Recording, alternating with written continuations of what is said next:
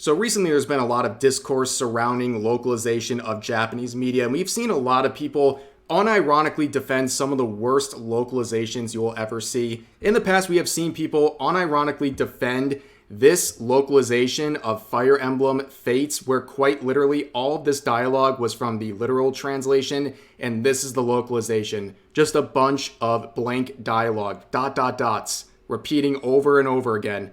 Now here we are with the recent, once again, discourse surrounding localization of Japanese media. We have people coming out to defend another Fire Emblem product here. This person saying, anyway, on the topic of localization, shout outs to Fire Emblem Echoes 1 for being goated. Now, what's this goated translation and localization they're talking about? So here's the literal translation of what's going on here. It says, now that's just rude. I can use lightning magic, you know. You use what? Nothing but fire magic? And here's the official localization. Rude and wrong. I can conjure lightning, Bowie. Big hurdy lightning.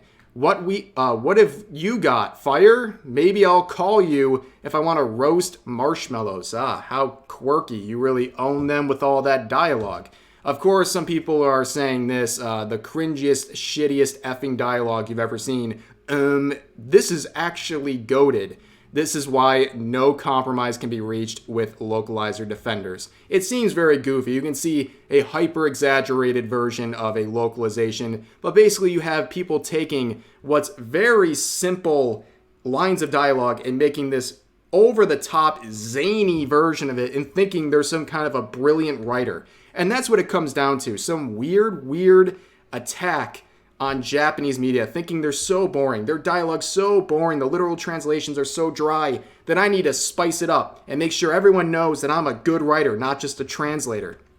I see people like this saying, this is absolutely trash. People defend this. This is what we're dealing with. Also notice how they say it speaks to the character's personality, the one they made up for the English version. They are literally rewriting this character and then making these localizations and saying, hey, it's right, it's true to their character, we can't be wrong. Well, you made the character with your localizations, you're rewriting it. So of course it's on par with what you're creating. It's very ridiculous. But then we see some gems being made out of the situation. A good meme for this one saying, if the localization is bad, then explain this localization is so good, you chud. And it's literally the worst localization you've ever seen in your life.